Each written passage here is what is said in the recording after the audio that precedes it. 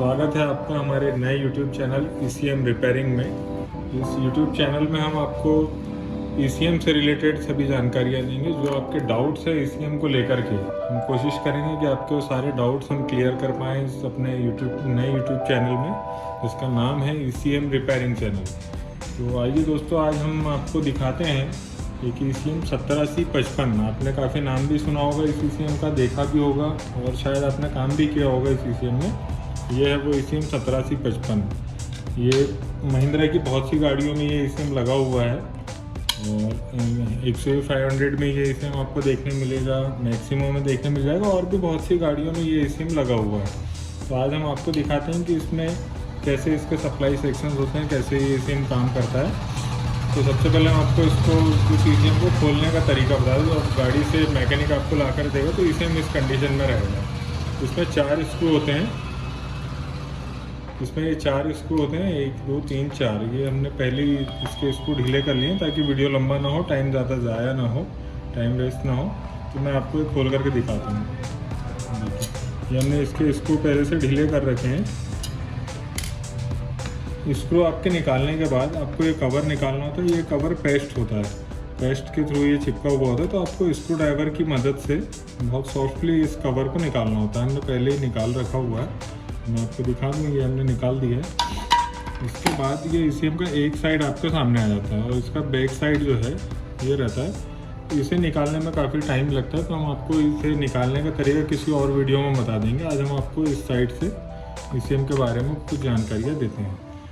तो इसे सप्लाई देने के लिए हम एक कैन बॉक्स यूज़ करेंगे। ये हमारा कैन बॉक्स रखा हुआ है यहाँ। इसे हमने एडाप्टर के थ्रू 12 वोल्ट सप्लाई दे दी है। इसमें पावर आ रहा है। मैं आपको इसके कनेक्शन के तरीका बताऊंगा। इस जैक के थ्रू हम इस ECM को सप्लाई देंगे। सप्लाई देने के लिए देखिए, ये एक सिंगल कपलर वाला ECM है। 17 सीरीज़ का ECM है 708055। तो इसमें हमें सप्लाई देने के लिए इसकी पिन नंबर 5 पे हम कनेक्शन करेंगे। पिन नंबर 6 पे करेंगे और पिन नंबर 2 को हम ग्राउंड देंगे। ठीक है दोस्तों, ये 3 वायर्स इसके हमने लगा दिए हैं। इसके बाद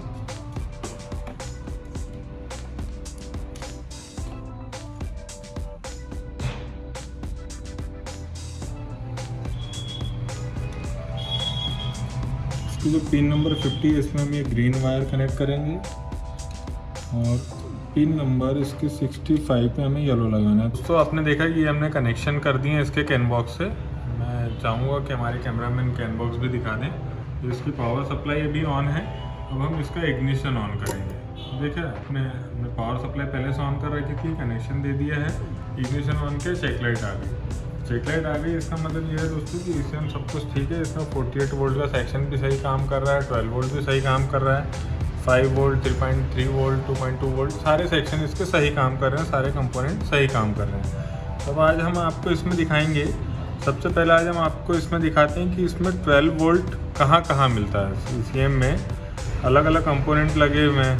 आपने सुना ही होगा कि ECM में 12 वोल्ट पे काम करता है। तो 12 वोल्ट कहाँ ECM में आपको मिलते हैं, आज हम आपको दिखाएंगे। जैसे अभी आपने देखा कि हमने कनेक्शन दे दिए हैं, कनेक्शन कर दिया है, सप्लाई भी दे दी है। अब मैं आपको दिखाऊं कि इसमें 12 वोल्ट कहाँ मिलता है।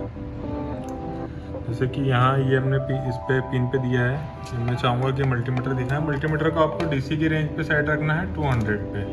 तो आप यहाँ 12 वोल्ट देख सकते हैं, 20 पे भी रखेंगे देख सकते हैं, लेकिन अमूमन हम 200 पे रखते हैं। ये देखिए, ये इसकी ये 12 वोल्ट आपको मिल गया इन पिन्स पे। इसके बाद आप देखेंगे ये डायोड लगे होते हैं। ये इसकी सिस्टम IC के ऊपर ये 4 डायोड लगे होते हैं। डायोड के एक सिरे पे आपको 12 वोल्ट मिलेगा, देख सकते हैं आप मल्टीमीटर में 12 वोल्ट दिख रहा है। उसके बाद ये सेकंड नंबर डायोड में इस तरफ आपको 12 वोल्ट मिलेगा, इस तरफ नहीं मिलेगा।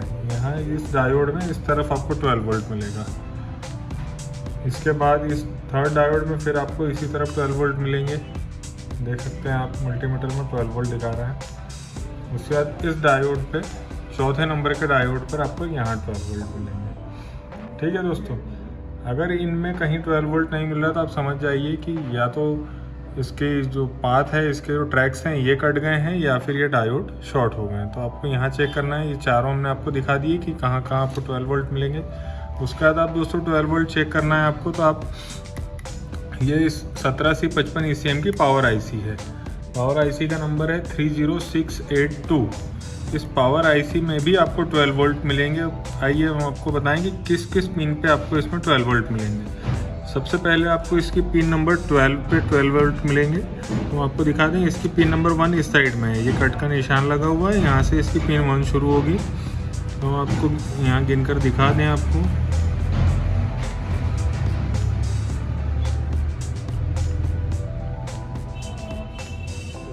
देखिए दोस्तों, ये इसकी पिन नंबर 12 है। आप लिख लीजिए, आप चाहें तो नोट कर सकते हैं। ये पावर आईसी का नंबर है 30682 की पिन नंबर 12।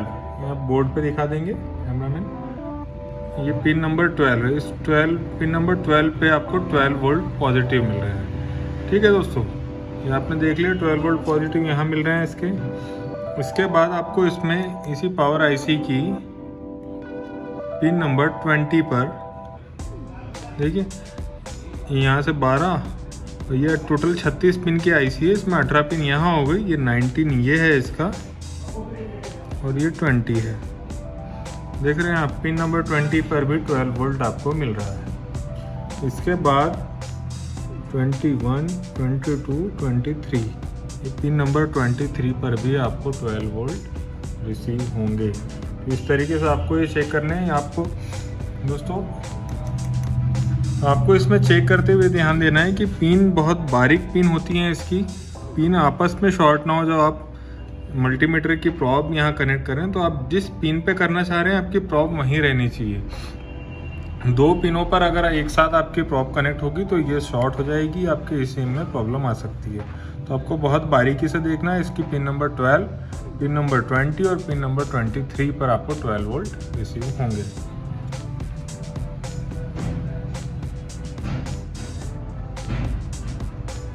और सबसे इम्पॉर्टेंट पिन ये है, इसकी पिन नंबर 5। इस पिन नंबर 5 पर सबसे पहले 12 वोल्ट, यहाँ के बाद आपको सबसे पहले अगर इसमें कहीं 12 वोल्ट मिलते हैं तो वो है पिन नंबर 5।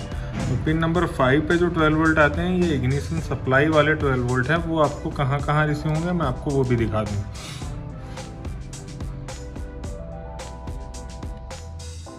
देखिए दोस्तों, ये रेजिस्टेंस है 2, ये इग्निशन लाइन के रेजिस्टेंस है। ये आपको शायद ही यूट्यूब चैनल पे किसी ने अभी तक बताया हो इग्निशन लाइन के रेजिस्टेंस कौन से होते हैं और किस पिन पर इग्निशन लाइन की 12 वोल्ट सप्लाई आती है।